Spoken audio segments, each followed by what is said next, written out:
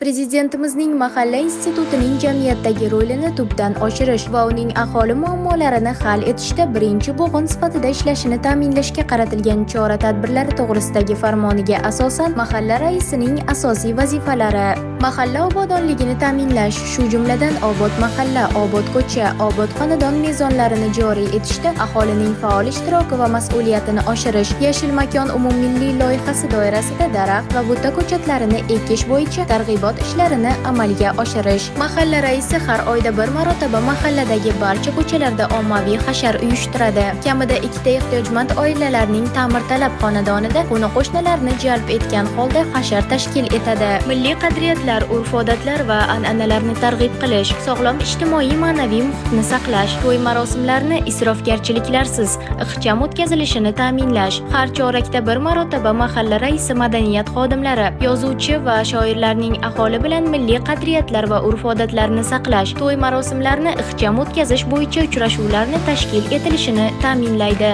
Mahallaga biriktirilgan davlat organlari vakillarini aholi muammolarini hal etishga safarbar etish va muammolarga yechim topishini ta'minlash. Mahalla raisi fuqarolar yig'ini kengashida har oyda kamida 5 ta mahallaga biriktirilgan davlat organlari vakillarining mahallada amalga oshirgan ishlari yuzasidan axborotini eshitib, muammolarini hal etishda ko'maklashadi. Mahallada faoliyat yurituvchi hokim yordamchisi, xotin-qizlar faoli, yoshlar yetakchisi, profilaktika va sog'liq inspektorlari, ijtimoiy xodim faoliyatiga umumiy rahbarlik qilish, mahallani har tomonlama rivojlantirishda ular imkoniyatlaridan samarali foydalanish.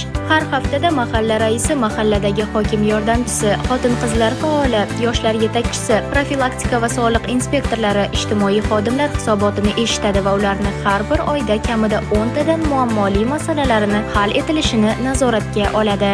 Mahalla hududida qonunchilik hujjatlari ijrosi ustidan jamoatchilik nazoratini o'rnatish, shu jumladan ta'lim, tibbiy xizmat, sport, savdo va xizmat ko'rsatish qoidalariga rioya etilishini nazorat qilish. Mahalla raisi har haftada bir marotaba mahalla hududidagi ta'lim tashkilotida o'quvchilarning davomati, oilaviy poliklinikalarda aholiga ko'rsatilayotgan tibbiy xizmat va patronaj hamshiralarining oilalariga tashrifi, sport tashkilotlarining aholi uchun ochiqligi, savdo va xizmat ko'rsatish obyektlari atrofining tozaligi hamda daraxtlarni parvarishlash holatini o'rganadi.